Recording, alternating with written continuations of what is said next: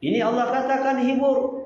Setiap kali orang-orang penduduk surga ini memakan buah-buahan, maka dia mengatakan ini buah-buahan dulu kami telah memakannya di dunia. Dia pernah makan anggur di dunia, di surga ada anggur.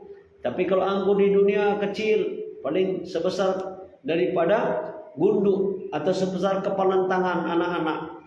Tapi kalau makanan di surga itu anggurnya sebesar guci, kata Nabi. Sebesar guci. Jadi kesenangannya Allah janjikan di akhiratnya Allah Subhanahu wa taala. Kebahagiaan yang sesungguhnya, kemudian sungguh nanti di akhirat. Kalau dunia ini ujian. Bisa saja kalau di mata manusia ini kadang-kadang dia hina. Di mata manusia hina, tapi di mata Allah berbeda. Atau kadang-kadang di mata manusia ini dia mulia, ternyata di mata Allah dia hina. Karena kehinaan, kemuliaan bukan di tangan manusia. Kehinaan dan kemuliaan hanya ada di dalam genggaman Allah Subhanahu wa taala. Nah, bagi orang beriman, kalau dia lapar, maka dia mengatakan ini ujian dari Allah. Dulu nabi-nabi tidak makan malah. Seorang nabi ada satu hari makan, satu hari enggak. Puasa Nabi Daud, namanya sehari makan sehari enggak. Ada nabi-nabi yang puasa terus. Seperti umat Nabi Musa AS ada yang berpuasa, puasanya berbulan-bulan dia. Jadi lapar ini bukanlah masalah besar. Lapar ini justru mendekatkan diri dia kepada Allah Subhanahu wa taala. Jadi kalau ketakutan ini mesti kita akan alami. Siapapun orangnya di dunia ini ketakutan akan menimpa kepada dirinya. Ya, orang kaya takut miskin, pejabat takut turun jabatannya, pengusaha takut bangkrut. Semua hari ini orang sekolah takut nggak naik kelas, orang kuliah takut nggak lulus, takut nggak dapat ijazah. Ini takut, wajar takut ini. Maka kita orang beriman kepada Allah Subhanahu wa taala, segalanya kita kembalikan kepada Allah Subhanahu wa taala. Kembalikan kepada Allah.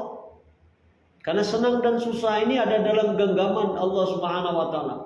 Senang dan susah ini tidak ada hubungannya dengan benda-benda dunia ini.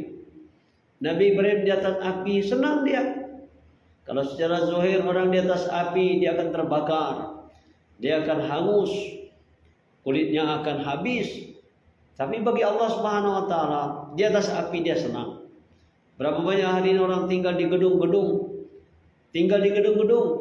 tetapi dia tidak dapatkan kebahagiaan. Karena kebahagiaan bukan di atas gedung. Kebahagiaan apabila dia beriman dan bertakwa kepada Allah Subhanahu wa taala. Kalau dia beriman dan bertakwa kepada Allah Subhanahu wa taala, pasti dia akan dapatkan kemuliaan.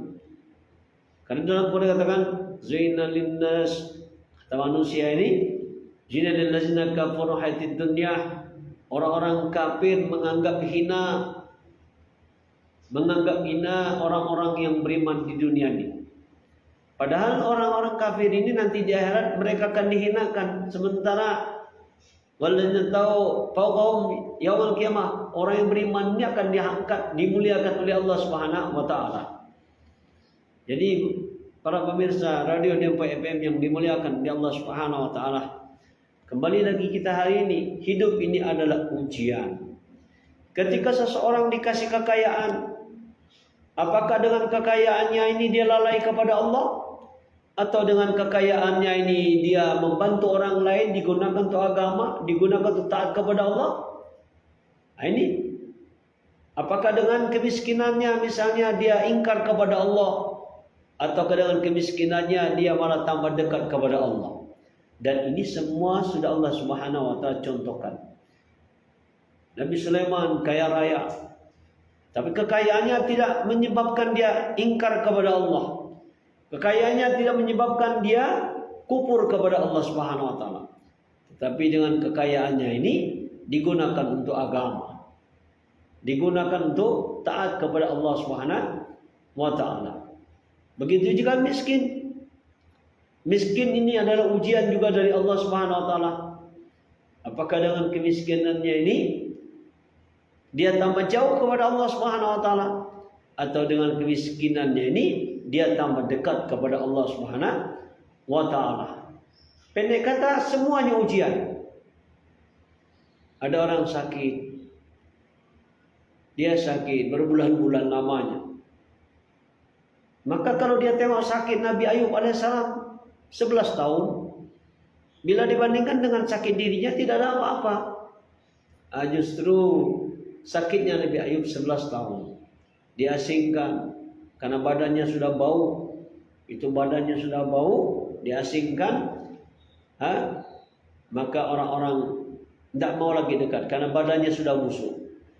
Tetapi dalam keadaan sakit seperti itu, maka Nabi Ayub mengatakan, wahai ulat-ulat belatuk, saya mau sholat dulu. Kalau nanti ada rezekimu, nanti kau ambil lagi di daging saya ini.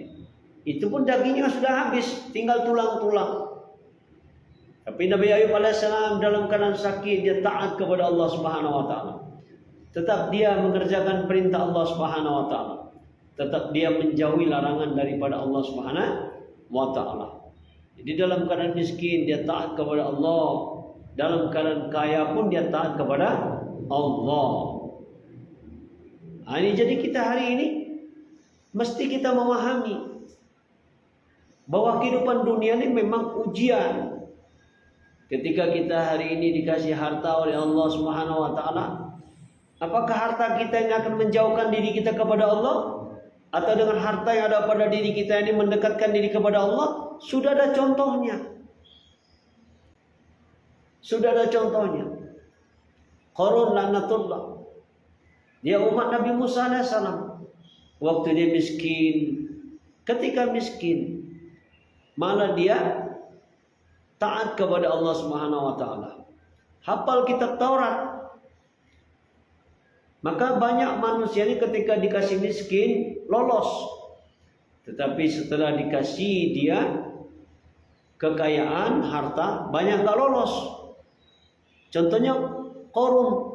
Qarun ini adalah keponakan Nabi Musa alaihissalam. Keponakannya hidupnya miskin, ya, tidak punya apa-apa. Minta kepada Musa, ya Musa, tolong doakan saya supaya saya punya harta. Kata Musa, tidak usah.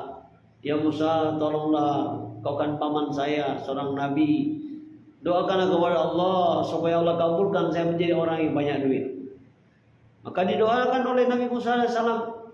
Akhirnya Qarun menjadi kaya raya. Kekayaan Qarun ini, kalau dia sore hari dia pamer, itu kudanya ini penuh dengan intan berlian emas, Kudanya ini panjangnya, kuda ini sejauh mata memandang, sejauh mata daripada barisannya. Itu berapa kilo itu? Satu kuda saja berapa kekayaannya Qarun ini. Sehingga dalam sejarah tidak ada manusia yang lebih kaya daripada Qarun ini. Qarun adalah manusia yang paling kaya semenjak diciptakan Nabi Adam alaihissalam. Sampai hari kiamat, Qarun adalah orang yang paling kaya. Jadi Qarun paling kaya. Tetapi setelah dia kaya raya, Qarun laknatullah ini, dia lupa kepada Allah Subhanahu wa taala bahwa kekayaan adalah ujian daripada Allah Subhanahu wa taala. Maka Allah katakan dalam Al-Qur'an, seandainya manusia ini kata Allah dilebihkan hartanya, walau basrizqul ibadihi, seandainya manusia rezeki dilebihkan oleh Allah Subhanahu wa taala, maka Allah katakan la baghu fil ardi, pasti dia akan congkak dan sombong di muka bumi ini.